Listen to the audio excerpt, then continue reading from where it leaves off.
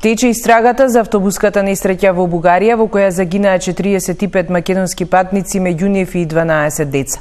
Екипата на Телма со колегата Миомир Серафиновиќ е таму. Го вклучуваме во овие вести. Дали го имаме Миомир? Да. Миомир, кои се најновите информации?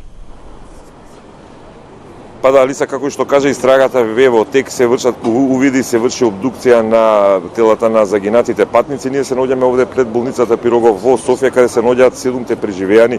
Наскоро треба да излезат и лекарите кои ќе кажат податоците за последните податоци за здравствената состојба на преживеаните патници. Инаку денеска ден, на жалост, во Бугарија една од причините е и големата автобуска несреќа, од друга страна во таа чест, во чест на загинатите, спуштени се и знамињата на половина Копје. Исто така, телевизиите, медиумите во Бугарија натаму продолжуваат да известуваат, веќе е пуштен патот каде што се случила несреќата и таму веќе се снимати повеќе изјави од очевидци, односно луѓе кои се нашле во близина на местото кога се случила несреќата. Ние во Телма подготвивме една таква изјава, станува збор за градежник кој работел во близина на местото на несреќата и предлагаме да слушнеме изјавата од Иван Николов. Слушнавме еден силен звук и не можевме да разбереме за каков звук станува збор. Дали станува збор за гума или нешто друго. Се слушна нешто како бау и со колегата Благој одиме надолу во насока на кулата и гледаме дека во банкината нешто гори. Автобусот гореше, но не многу силно. А потоа постепено силно се разгоруваше огнот од позади.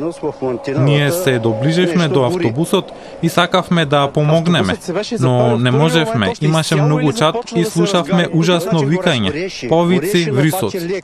Непосредно на левиот дел од патот имаше и луѓе кои исто така викаат. Тоа беа луѓето кои веќе излегле од автобусот и викаат. Ние не ги видовме како излегле од автобусот. Се доближивме до автобусот, сакавме да помогнеме, но не можевме од едноставна причина затоа што веќе гореше. Температурата беше многу висока и не можевме да се доближиме. Мојот колега веднаш задзвони на бројот 112 за помош. Се излезли веќе од автобуса? Да. Да, Лиса, тоа беше изјавата на еден од очевидците кои се нашле во близина на местото на несреќата. Полициските тимови на бугарската полиција, на бугарското МВР, заедно со помош на нивни колеги кои дојде од Македонија уште вчера, ја разработуваат истрагата, верзијата според и овие изјави на очевидци, но и според првичните сознание на истрагата е дека првин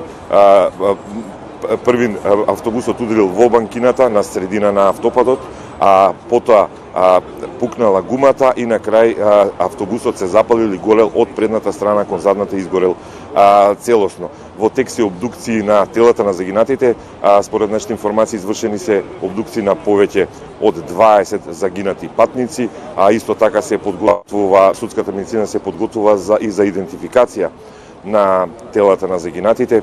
Примероци за ДНК анализи се земаат во Скопје, па потоа се препраќаат овде во Софија.